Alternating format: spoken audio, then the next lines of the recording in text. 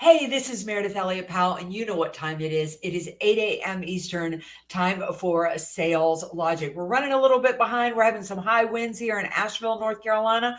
I have lost my internet, but thanks to mobile hotspot, here we are. Hey, it's great to have you on the show, and we've got a great topic today. We're going to be talking about when is it time to walk away from a prospect or a customer. Why don't we start the show right now?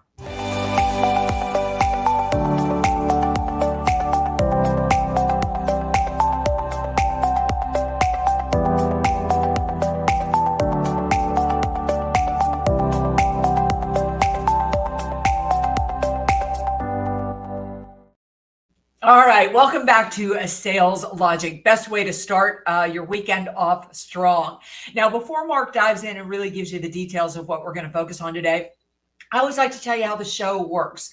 We always start off with a question from you, the audience.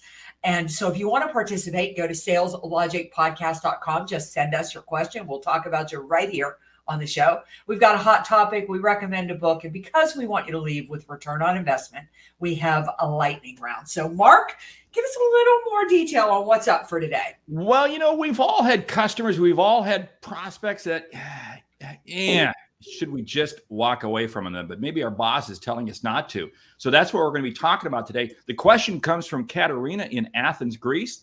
She says, my team is great at the top of the funnel. We have a clear process, well-defined target market, and a great ability to get through the door. But we struggle to get the deal to close. I'm wondering if we're chasing too much business that is never going to close. How do I know if and when you should walk away? Well, Sales Logic Brain has some thoughts on it. First of all, it says, hey, you really got to be evaluating the fit. It may fit your criteria, but if you can't develop what the outcome is that the customer is looking for, walk away from them. Just because they fit, if the outcome's not there, walk away. So that was kind of the big thing, but we got a lot of others, but I'd love to hear your thoughts, your perspectives. Yeah, I think this is such an interesting question. Good morning, Natalie. We'd love to get your thoughts on this as well. Is first of all, I think that you need to have a grid and a litmus test to understand when to walk away from a customer. And basically, in my business, we use a 9-step grid. And if customers meet 6 of the 9 criteria, we stay in the game. We stay in the swim. If they don't they don't meet at least 6 of the 9 criteria, I don't necessarily walk away, but they go into an automatic way that we stay in touch. We send them a newsletter, we send them an article once or twice a year, but I don't put my time and my energy into following up with them. See, I look for something additional because I've got a similar type of grid, and if you don't have a grid out there of some sort of criteria, put one together. And again, go to Sales Logic can help you do that.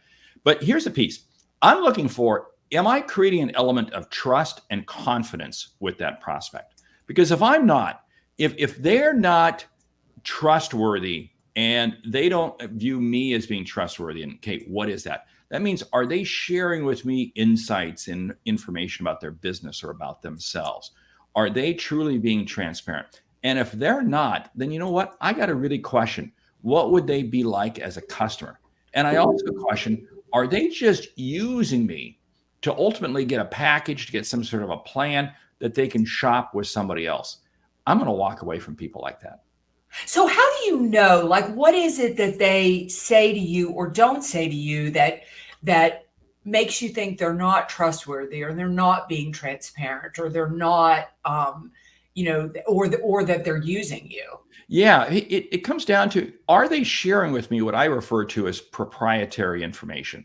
Are they are they sharing with me information that's not known publicly about themselves or about their business? Because they're not going to do that unless there's a level of trust and confidence between both of us. And if it's not, and the other piece is this: if I'm hearing things that they're saying on one call, but maybe they're saying something different on another call, I'm questioning whether or not they really have their act together. Because here's the whole thing: we have to look at any customer we talk to. we're interviewing them just as much as they're interviewing us. Very much so. Right? Because how many times, I mean, you think back into banking, how many times have you had a client that you go, oh man, they are just not worth keeping around because they're so high maintenance. So we gotta be willing to cut the cord if they don't measure up. Yeah, one of the great things I think about the desire to walk away from knowing when to walk away from a customer is you really can't make a mistake. Is that even if you lose out on, you think about, like, it makes me think about actors, and you always hear like so-and-so passed on this unbelievable role, and then it was a huge hit for somebody like Harrison Ford. Those actors still went on and were big hits in other opportunities, so I think really thinking to yourself, like Mark said, like, I've got one right now that I've got to decide if I'm going to walk away from. He has definitely shown interest. It came through a referral source, so I know I'm a good fit, and I know he meets 6 of my 9 criteria. But God, he strings me along, and I'm just not sure it's worth my time and effort anymore. Now, could it turn into an opportunity? Absolutely. And it could turn into an opportunity that could lead into other opportunities. But this week, I think I'm simply going to send him an email that says, I know you're really busy. I know you've got a lot on your plate. Please don't worry about following up with me. I'm going to stay in touch here and there. And when you're ready to buy, I'll be ready to fulfill the need. And that way, it doesn't take me completely out of the game. But right now, I feel like this isn't the highest and best use of my time. See, but there's an additional piece. There's an additional investment that you have in there, because you said that came by way of a referral. Right. So you do have to evaluate, who was it that referred them to you? I will stay in the game longer to really protect the referrer, because in other words, the referrer may have skin in the game too. So I may stay in the game a little bit longer with them, but that's a key critical piece that we still have to evaluate, because every deal we walk away from, there are ramifications. Go back to your actor standpoint. You're right. Who turned down the role that Tom Hanks took, or, whatever. This comes back to, do we have a full pipeline? It's amazing how when we have a full pipeline, it's amazing how much more confident we are, and we don't chase the horse that just doesn't need to be ridden.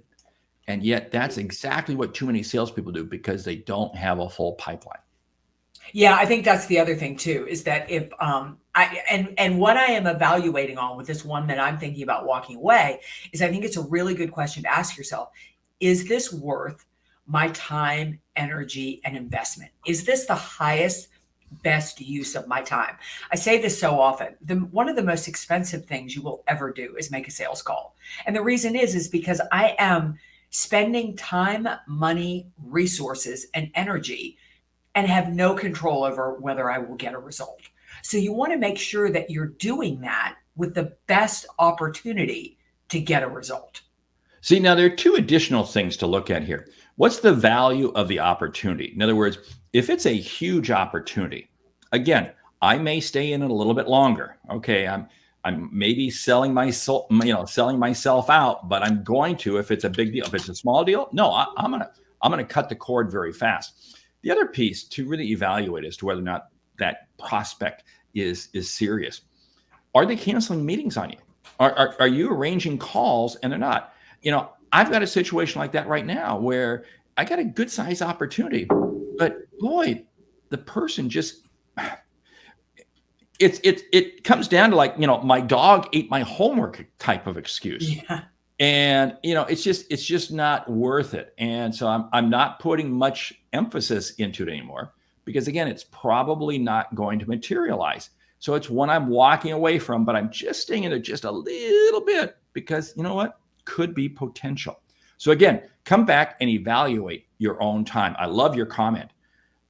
Sales calls, they're expensive. It's the most expensive thing we do. Use your time wisely. Mark, are you ever blunt with a prospect and just saying, look, I mean, is this a good time for you? Are you ever blunt with them? Yes, you have to be. And being blunt also is, hey, have you looked at so-and-so? Have you looked at another alternative? Have you looked at another option? Because there may be a better way for you to get this taken care of, whatever it might be. You have to be willing. This is where I think too many salespeople make a big mistake, because they're getting heat from their sales manager to keep everything in the pipeline.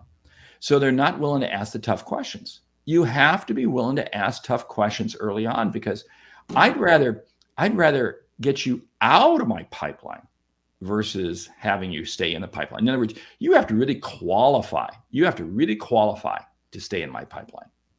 Yeah, I love what Andy is saying here. If you miss 3 orders or buying cycles in a row, leave. I mean, that's a great, Yeah. creating these little testers for yourself to see, is this worth your time and your opportunity? I think that you have to understand that every time you say yes to a prospect, you're saying no to other prospects. And that's really important to keep in your mind. If I am going to make this call, is this the highest and best use of my time? Steve Jobs used to say that all the time. The key to success is saying no to far more than you say yes to. So it is, because what I ultimately want to do is I want to spend more time with fewer prospects. I was with a group yesterday in Bogota talking. We were talking about this, and it was kind of like people were like, "Oh, wait a minute, I'm supposed to have all these prospects." No, you'd be better off having 10 prospects that you're really doing really good work with to get them over the line for some big opportunities than 150 or so that you can't really keep up with. So cut your losses, get out of there. Yeah, I love what Natalie is saying here. If you have multiple products or solutions, sometimes the product isn't right, but another solution may be another fit. Natalie, what I love about this with what you're saying is, I think that is so key, is sometimes if you sell a big ticket item, the sales process is slowing down because that investment is a bit of a choke for them. And if you can create a smaller opportunity for them to engage with you, you're right. You may be able to get that prospect, over the hump. Yeah. And if they won't buy the smaller thing, then you know what? They're not interested in buying, period. Mm-hmm. So it's a great way to test them as to whether or not they're there. But it comes back to this whole thing. And Mary, you started off right. Do they match your criteria? You said you need 6 of your 9 criteria. You have got to have that criteria. Stay in your lane. So many times what happens, salespeople are confused as to whether or not they should cut loose or stay in the game. And really it comes down to the fact that they should cut loose, because you know what? That opportunity is not even in their lane, but they're scared to cut loose because their pipeline isn't full. Wow. Give me a skinny pipeline any day. Yeah, absolutely. I think one of the things that Mark said that is so important here is that when you have a call, you really are interviewing to see if it's the right fit for you. And I think so often as salespeople, we're coming at this from a place of desperation. And my goal isn't to convince Mark to work with me. My goal is to really talk to Mark and figure out if this is a good fit. And number 2, does he have any desire to want to be helped? I was making a sales call that, gosh, this has probably been about 3 months ago. And they hit 6 of my 9. But when I got in there and got a little bit deeper, the CEO wasn't really on board with this. It was really the CRO of the company, the chief revenue officer. I walked away because if I don't have the CEO, I know I can't be effective. And I want to go talk in another spot where somebody else is going to have the CEO's support. That is so key, because what you're going to wind up with is you're going to wind up with a potential deal, a potential contract, potential customer that really is just high maintenance. They just are not going to work out. And I'll tell you what, you want to cause problems in your organization, and I don't care if you're a solopreneur or part of a big company. This happened to me early on in my sales career. My first 2 sales jobs I got fired from because I was getting sales, but believe me, I was creating expectations with the customers that there was no way the company could deliver on. No way. And what is it resulting in? It was resulting in bad blood all the way through the system. Don't take on a customer unless you know they're going to be a good fit for you downstream. Hey, why don't you share this comment from Jack, because it's gold. Yeah, a few years ago, I was ghosted by a prospect. I sent them an email and followed up with a voicemail to the effect that I was obviously not a fit. Here are 3 other companies I suggest you might select. They called me back and I earned the business. He's got another one, another great one right here.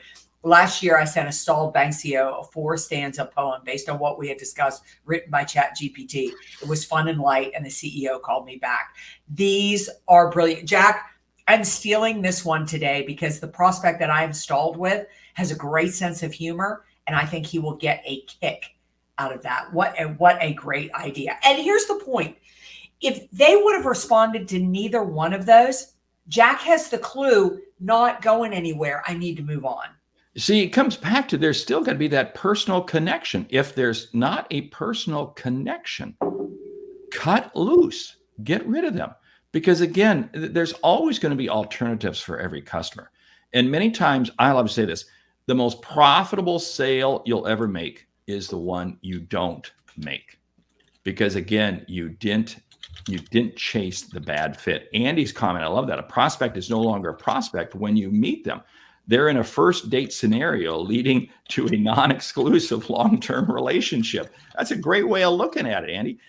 But this whole thing, if you don't go in with an element of asking yourself, why should I keep them?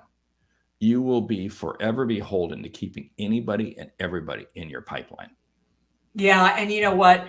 When you, I used to love that when we would have sales meetings and you would just see people's pipelines and they were just full of stuff that, that never moved. It never went anywhere. And I don't have a problem with you keeping that in the pipeline, but to me, there's a difference between a pipeline and an active pipeline. And an active pipeline is a pipeline that is moving to close. Like this prospect that I am talking about right now, he's in my pipeline. He's not in my active pipeline. So when I sit down and I have a sales meeting with me, myself, and I, who is my sales team, I'm really only focused on my active pipeline. There's a lot of other areas that we're talking about and we're discussing, but my active pipeline is that pipeline that is honestly moving. And I think being real with yourself as a salesperson is incredibly important. There's something real there that you just said again, your active pipeline. If it's just sitting there in your pipeline, if it's sat there for more than 2 cycles, that is just sewage. It's just plugging up your pipeline, and you've got to this is the whole key thing. It comes down to, why do you have this in your pipeline? Why are you willing to spend time? If they're not a fit and they haven't demonstrated to you why they are a fit with the outcome, and come back to that outcome. See, here's the whole thing. I've had this situation where customers will say, oh yeah, this is the outcome we're looking for. This is what we need you to help us achieve. But then you know what? You put a proposal on, and they just don't buy into it. Then you know what? It just wasn't a fit. Right. You can't chase stuff that wasn't meant to be. Let it go. And you know how you do that? You pass them off to somebody else. And you know what's amazing? It's amazing how much better they're going to make you feel. Yeah. Andy said, don't turn a long-term non-fit pipeline account into a pipe dream. Well said. Really, really, really, really nicely put together there. And Bill Snow, love the be real comment. Stop wasting time and move on to someone that you can really help. Exactly. Is, far too often we go into sales meetings, or we would rather have a fat pipeline, but a fat pipeline isn't going to do you any good if nothing is going to move there. I really can't stress enough the importance of setting up criteria. And the reason that you set up criteria is because it keeps your own biases out of it. I mean, this guy that I am calling on that will not move, like he teases me. It's like a bad date. He gives me just enough to stay in the game. He's really fun. I love him. I could talk to him on the phone for hours. And if we ever got together and had dinner, I would have a blast with him. That biases me towards staying in the game, right? But the criteria, making sure that he hits 6 of the 9, takes my bias out of it. And Bill, to your point, it makes me be real about that. Is this good for me to continue to chase? The other is true. Sometimes you have prospects you call on and I don't know, there's just not a vibe there. But you don't want to walk away just because their personality is flat. If there's something you could really do inside that organization. Hey, I got to share a comment to sales leaders, senior level people, and I see this a lot. I work with a lot of tech companies. software companies, and it's chasing new logos, getting that new company. And I'm dealing with one right now where there's a very prominent company, very high, and management is insisting that the salesperson stay in the game to chase this logo. And let me tell you something. The dog don't hunt. It's not going anywhere. It's dead. It's dead. It's dead. But management, even to the investors, the private equity firms, want them to remain in the game chasing this one particular logo. Okay, so what does this mean? There has to be transparency at the CRO level. If CROs, if you're listening to this, VPs of sales, you're listening to this, you got to realize, don't allow your people, and don't you encourage your people to chase things just because they're sexy, they're cool, they're neat. Somehow this is going to be a great amount to put on the wall from the hunt that you completed. No, chase stuff that you can get, not the pipe dreams that Andy's talking about. Hey, we should move on to the book. You ready? Yeah, I am. The book, Mike Weinberg, our good friend, New Sales Simplified. Boy, this book's been out there now, like, I don't know, 6-7 years. I know, but you know what? I feel like it even gets more and more and more relevant. I mean, I was thinking about it when I was looking at books and thinking about what to feature. I just thought Mike has really written a book, well, that is not only timeless, but a book that seems to be getting more relevant. And it's more relevant because it's simple. It's simple. We don't have to screw up a 2-car funeral. And yet that's what so many salespeople do. Bill's comment, logos are overrated. You're right. And yet, boy, companies love chasing them. So anyway, this book, New Sales Simplified, Mike Weinberg. If you have not read it, get it. Like I said, it's been out 6-7 years. It is still selling incredibly well. In fact, all 3 of his books are absolutely fantastic. So you ready for the lightning round? I am. Top 10 lessons learned from the first quarter. Oh, number 1, you learn what behaviors are working in your sales strategy and what behaviors are not working in your sales strategy. I'm going to build on that. What techniques did you use in your selling process are resonating the most? Yeah, you learn what the biggest issues and what the biggest problems are with your customer. Take some time to really reflect on that and see what they responded to in terms of your content, your email reaches out, or your calls. And I'm going to build on that some more. Look downstream, because again, if you're staying in your same group of customers, what are their customers saying? What can you learn? What information can you share with others? Yeah, you've got a really good fit at this point. You should, and you need to articulate is what their mindset is around the economy and the marketplace, what they think is going to happen with interest rates and what they think is going to happen with inflation. Evaluate your own time management practices. What habits did you start, or what habits did you walk away from that you need to correct and get back on track for the second quarter? Yeah, you should have a good idea from the first quarter if the sales process is, if the life of the sales cycle is speeding up or it's slowing down. Do you need to put more into your pipeline to get it to slow? Kind of what's happening with the decision-making process.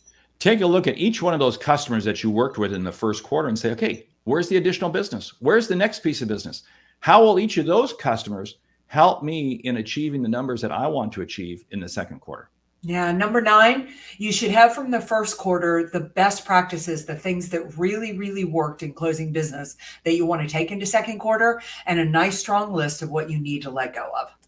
And number 10, realize that the first quarter is behind you. Guess what? The second quarter, the scoreboard is 0-0. So what does that mean? You've got all quarter long to make it happen with you. Hey, Scott's comment. Thanks for the good discussion. It's helped me with this problem. I'm walking away from this customer. Scott, why you walked away from a customer? Thank you so much. Transparency and honesty is the way to go on both sides. Hey, with that, we want to say thank you for listening to Sales Logic. If you like what you hear, subscribe, rate, and review the show on your favorite podcast app. Something we've said has earned you a single dollar. Consider telling a friend, because it's how we grow when we help you grow. I'm Mark Hunter. And I'm Meridith Elliott Powell. Remember, when you sell with confidence and integrity, all of this uncertainty suddenly becomes your competitive advantage. And the sale becomes logical. All right. We will see you right back here next week. Remember, send your questions to saleslogicpodcast.com. You are the best audience ever. And think about joining the Sales Logic Mastermind. All right. We'll see you back here at 8 a.m. Eastern, Saturday morning.